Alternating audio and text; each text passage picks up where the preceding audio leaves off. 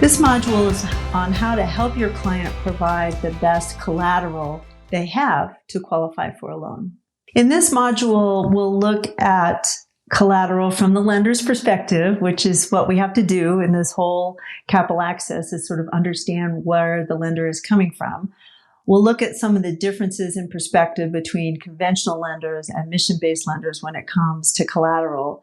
And then I'll walk you through a very basic explanation of different forms of collateral and securitizing collateral that lenders use. So collateral is just some form of an asset that the lender can take if the borrower defaults on a loan. It's one way that lenders reduce risk.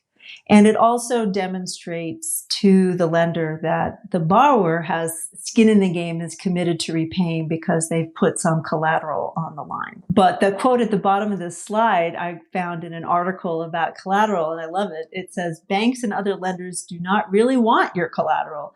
They're not in the collateral business. They're in the money business."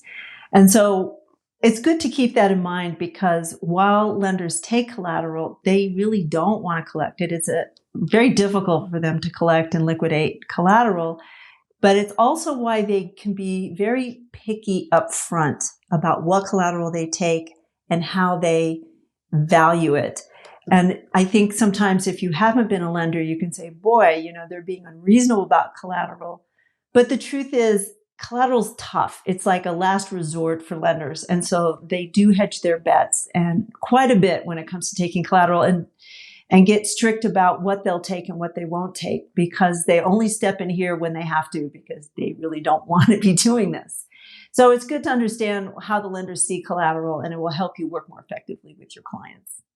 So collateral can get pretty wonky, how lenders value collateral, how they secure it and collect it. It can get legal. There's lots of documents. So as a business development organization, if that's who you are watching this, you really don't need to know all those kind of wonky details, but just enough so that you can help your clients navigate this landscape and get through it successfully. Conventional lenders are more likely to require high value fixed asset types of collateral because they're more secure, they're easier to establish market value on, and they're easier to liquidate. Mission-based lenders are often a little more loose about collateral. They'll take collateral that's lower value, perhaps even lower than the loan amount, and they'll be more willing to look at collateral alternatives such as co-signers and personal guarantees instead of some kind of fixed collateral. So there you see the most common forms of collateral. We have real estate, we have large equipment and vehicles, and we have just general business assets such as inventory, small equipment, computers, etc. Often lenders will get some sort of market evaluation of that collateral being pledged to back the loan. And since lenders liquidate collateral quickly, they don't have time to get the best deal and negotiate and so on. They just want to get out of the collateral business as quickly as possible. What they often do is find out what the market value is and then only lend up to 50 or 80% of that, because they're going to discount the collateral considerably, because they know they're going to basically be doing a fire sale of that collateral if they have to. And if the fixed asset is some kind of niche item, it's sort of one that's particular to a certain industry or activity, they may discount it even more. So don't be surprised if a lender comes back to you with a much lower valuation than you thought the collateral was worth.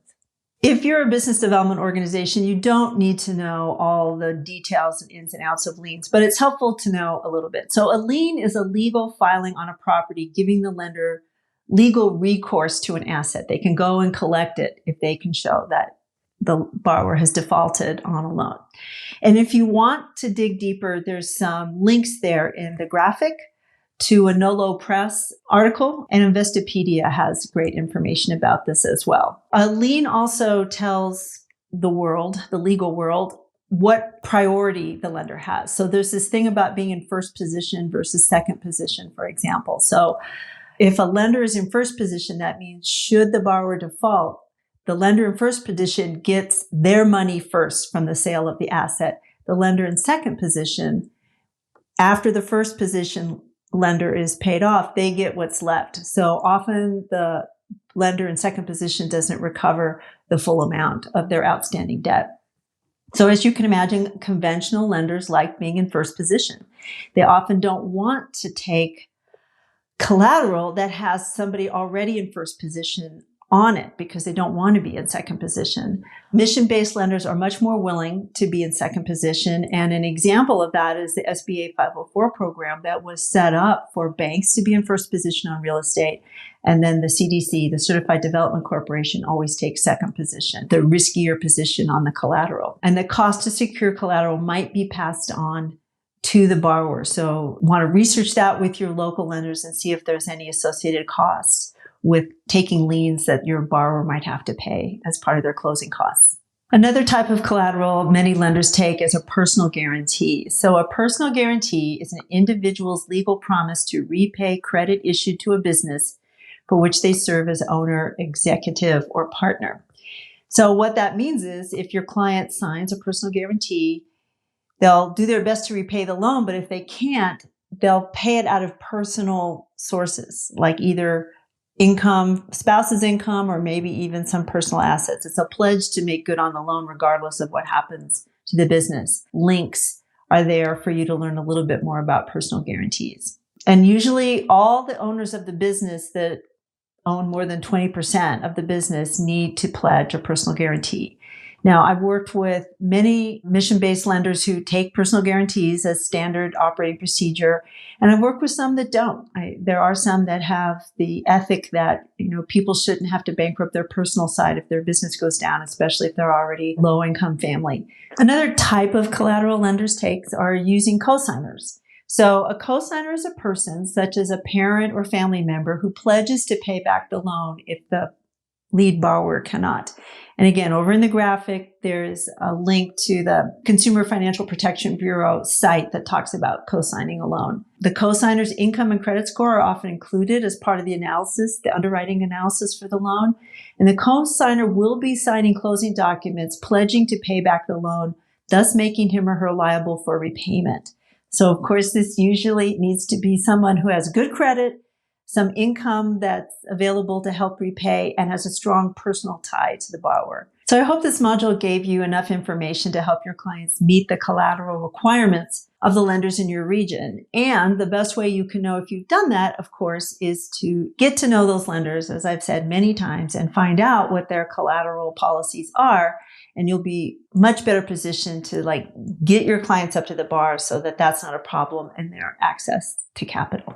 So this concludes our chapter on helping your client put their best foot forward when they apply for the loan. And our next module is on preparing for the next level. So if you've been working with small micro businesses that are going to be stepping into the larger $100,000, $200,000, $300,000 loans, how can you help them prepare for that higher loan, which also has a higher bar for qualification?